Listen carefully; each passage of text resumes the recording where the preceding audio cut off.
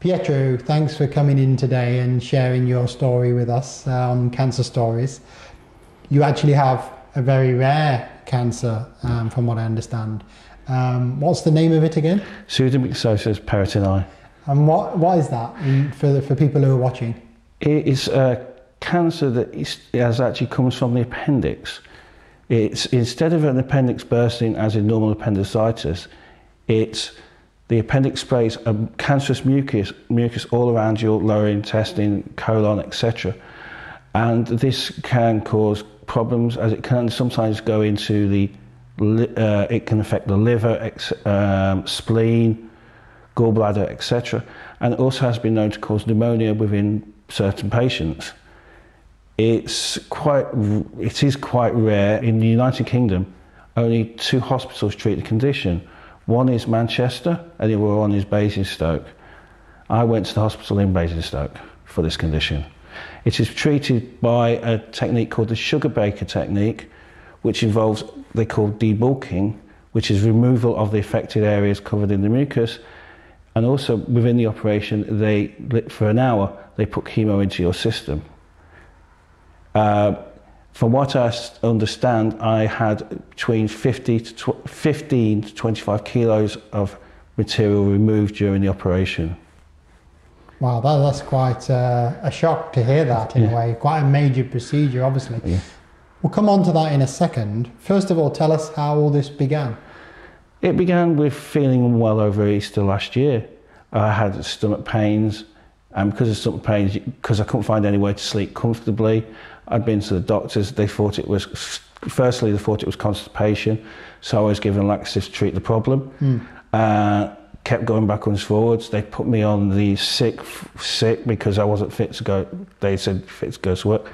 On my last visit, I had a temperature, so they told me they would call an ambulance and take me to hospital. I said, no, I'll drive home first and then I'll go to the hospital by car. I'll get mum and dad to take me. How was the actual diagnosis made? The diagnosis was made after the result of a CT scan. From what Mr. Thomas, the general, told me, when they got the results of the CT scan, they couldn't see a normal appendicitis. And so he wanted to wait to discuss it with the senior radiographer as to what it could be. And the next morning, after he'd seen it, they confirmed it was pseudomyxosis peritoni, and that I couldn't be treated unless I would have to go to a specialist in this condition to be treated. Did you know that surgery was planned at that stage? Not at that stage, because I made a conscious effort, because of it being so rare, I made a conscious effort maybe not to read about it, because I always think that as human beings, we always look at the worst case scenario, and sometimes better off, ignorance can be bliss sometimes. Yes. Especially when you're waiting for things to happen, because if you go it's going to make you more nervous when you actually go down and find out what could be going on. It might not be as bad as you think. So you were kind of avoiding looking up too much information too soon? Yes. What did they tell you was the next step when it came to that? When I went, I had an appointment. I got a letter through from Basingstoke to come down and see them in May. We went down and saw them in May. I had an examination and a CT scan at Basingstoke. I went down with my mother and father and a family friend who drove us down, and they said, we'll let you know as to when you'll be coming back for your treatment.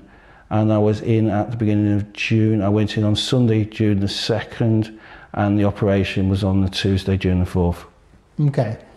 What did the procedure involve? The first part of the procedure actually starts the night before, where you're given strong medication to make sure that your system is completely empty.